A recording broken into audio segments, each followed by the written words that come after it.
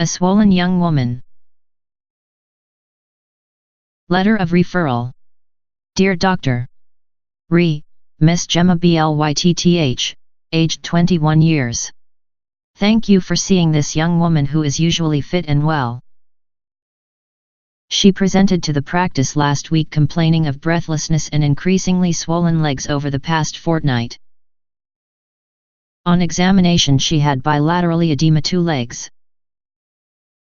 A urine dipstick showed proteinuria of 3+ but no hematuria. I would be grateful for your further assessment. Yours sincerely. Introduction. There are many causes of breathlessness and ankle swelling in a young woman, including cardiopulmonary conditions such as cardiomyopathy and primary pulmonary hypertension. However, in this scenario urinalysis by the GP, a very simple test, indicates that the patient is likely to be nephrotic. NB. Nephrotic syndrome. Proteinuria of greater than 3 grams in a 24-hour urine collection. In the absence of the other features, this is referred to as nephrotic range proteinuria. Hypoalbuminemia, serum albumin less than 35 g/L. Peripheral edema. Complications of the nephrotic state include the following: edema, pleural effusions, and ascites. Hypercoagulability, increased risk of venous and arterial thromboembolism, including renal vein thrombosis. Increased susceptibility to bacterial infection. Hypercholesterolemia. Increased risk of acute renal failure, often because these patients have intravascular volume depletion. The nephrotic syndrome results from glomerular disease and has many potential causes, as shown in Table 2. History of the presenting problem. From the brief information in the referral letter, which describes a young woman with no past medical history, a primary glomerular disease would appear to be the most likely cause of the nephrotic syndrome. However, the patient should clearly be asked about previous personal or family history of renal disease before pursuing the history of the nephrotic state. Edema. Detectable edema implies at least a 2L increase in extracellular fluid. In the nephrotic syndrome there is often a 10L increase in extracellular fluid volume. How long has the patient noticed this? Did it come on suddenly? Rapid onset of severe edema is more common in minimal change nephrotic syndrome. Has her weight changed and by how much? Urine. Has the patient noticed a change? Heavy proteinuria causes frothy urine and this can help to date the onset of problems. Other relevant history. Are there any clues to the cause of the nephrotic syndrome, especially the secondary glomerular diseases listed in Table 2? SLE, an important consideration in a young woman. Is there anything in the history to suggest this? Minimal change nephrotic syndrome, this often relapses and remits. Has she ever had this problem before? It may also follow an upper respiratory tract infection. Drugs. A range of over-the-counter and prescribed medications can cause the nephrotic syndrome, e.g. NSAIDs, as can intravenous drug abuse. Possibility of amyloidosis. Any chronic inflammatory condition can be associated with secondary amyloid, e.g. rheumatoid arthritis or bronchiectasis. Possibility of malignancy. This would be a most unlikely cause of the nephrotic syndrome in a young patient, but could be in someone older. Is there any history suggestive of underlying malignancy? Carcinoma can cause membranous nephropathy. Lymphoma is associated with minimal change nephrotic syndrome. Family history. Alport's syndrome can be associated with nephrotic range proteinuria, and familial forms of other glomerulonephritides are recognized, e.g. focal segmental glomerulosclerosis. Is there evidence of any complications of the nephrotic state, in particular of venous thromboembolism?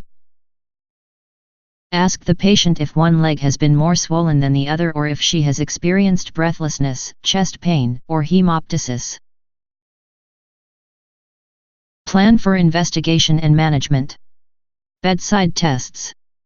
Repeat dipstick urinalysis, check proteinuria and see if microscopic hematuria is present.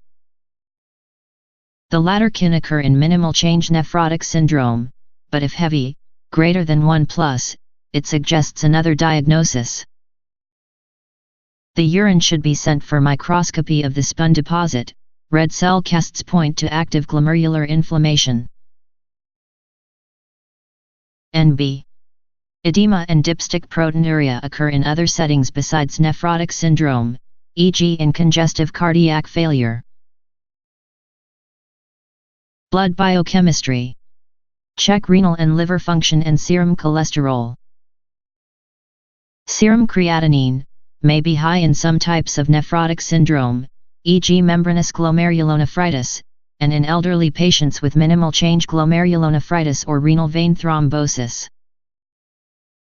Serum albumin, this is low, by definition, in those with nephrotic syndrome, and especially so in less well-nourished patients, e.g. the elderly, those with systemic disease, hepatic albumin synthesis reduced, and in those with gross proteinuria, e.g. greater than 10 grams per 24 hours. Cholesterol, this will be elevated and may be very high, greater than 10 mol/L, when proteinuria is gross. NB. Nephrotic syndrome results in hypercholesterolemia. Quantitation of proteinuria. This is traditionally performed by measurement of the protein content of a 24-hour urinary collection but can also be estimated from a spot urine sample, either by measuring the protein/creatinine ratio or albumin/creatinine ratio, ACR. The normal ACR in adults is less than 2.5 mg/mol, men, or 3.5 mg/mol, women. Those with nephrotic range proteinuria will have a value above 300 mg/mol. Other blood tests. Inflammatory markers, C-reactive protein and erythrocyte sedimentation rate. Evidence of SLE, antinuclear factor, double-stranded DNA, and further specific tests if indicated. Serum complement levels, C3n/or C4 may be depressed in some forms of glomerulonephritis, particularly SLE. Immunoglobulins, although myeloma is extremely unlikely at this age, reduced levels of IgG and IgA are nonspecific findings in those with heavy proteinuria.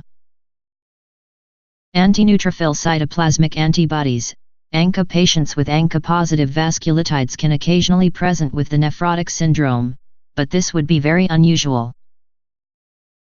FBC and clotting screen, a renal biopsy will be needed to establish a precise diagnosis. Blood glucose. Radiological tests.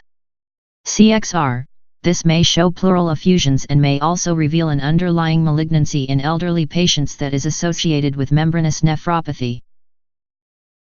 Renal ultrasonography, in most cases renal size will be normal or increased, the latter caused by edema or infiltratio, e.g. amyloid.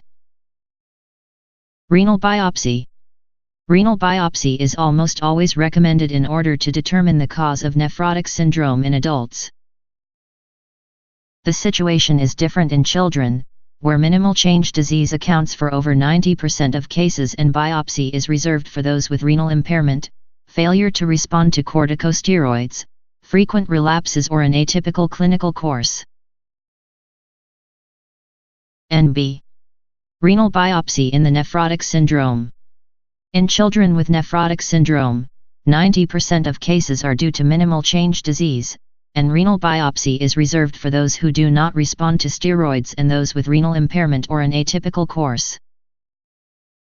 In adults, the range of causes is much wider and renal biopsy is almost always recommended. Management. Management of any patient with the nephrotic syndrome is based on general treatment measures that can be started before a precise diagnosis is established. Once this is known, specific treatment for the underlying renal condition can be started. General treatment measures include the following: salt-restricted diet, occasionally fluid restriction is also necessary. Loop diuretics, usually oral furosemide or bumetanide, which may be better absorbed from the edema to gut mucosa. Dose escalation is often needed and resistant cases may require the addition of oral metolazone or admission for intravenous diuretics, very occasionally combined with infusion of intravenous 20% human albumin. Daily measurement of the patient's weight is the best means of assessing fluid balance, the usual aim being to titrate diuretic dosage to achieve a loss of 0.5 to 1 kg per day. If the nephrotic patient is immobile, prophylactic subcutaneous low molecular weight heparin is indicated. Specific treatment measures for the underlying kidney problem may be instituted once the result of the renal biopsy is known.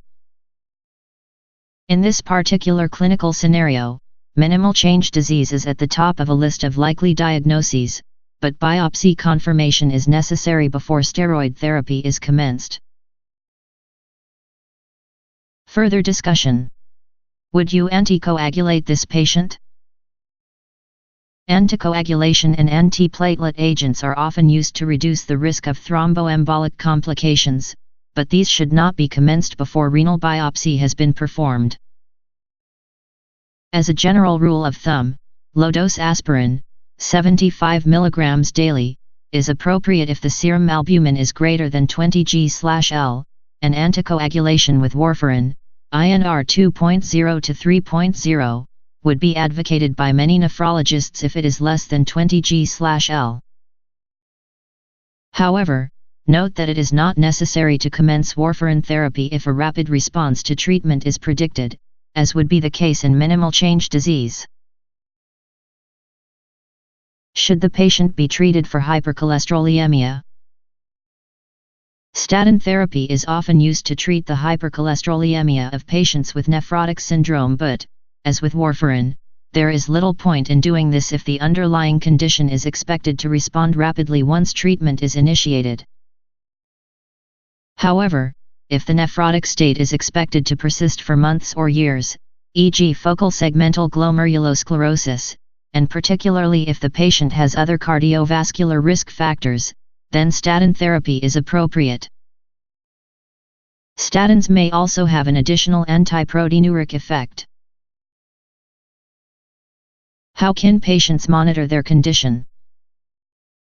Usefully, many patients can be taught how to weigh themselves daily and make appropriate adjustment to diuretic dosage.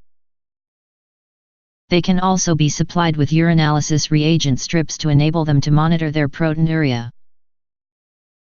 This is particularly useful for patients with minimal change disease as it enables them to reduce their steroid dose once they are in remission, absence of protein on urine dipstick, and also to monitor for relapses.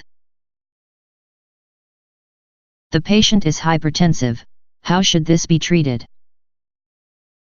The management of fluid overload by dietary salt restriction and diuretics may be adequate for treating hypertension. If the nephrotic state persists and hypertension is still present, then the agents of choice are angiotensin-converting enzyme, ACE, inhibitors because of their additional effect in reducing proteinuria. Angiotensin receptor blockers have a similar effect and can be used if ACE inhibitors are not tolerated. A BP target of 125/75 mmHg or less is appropriate as it reduces the risk of progressive loss of renal function. Why are nephrotic patients more susceptible to infection? The loss of antibodies, especially IgG, and complement components in the urine impair the response of the host to infection, particularly to encapsulated bacteria. Bacteria also thrive in areas of edema to tissue where skin fragility allows easy entry.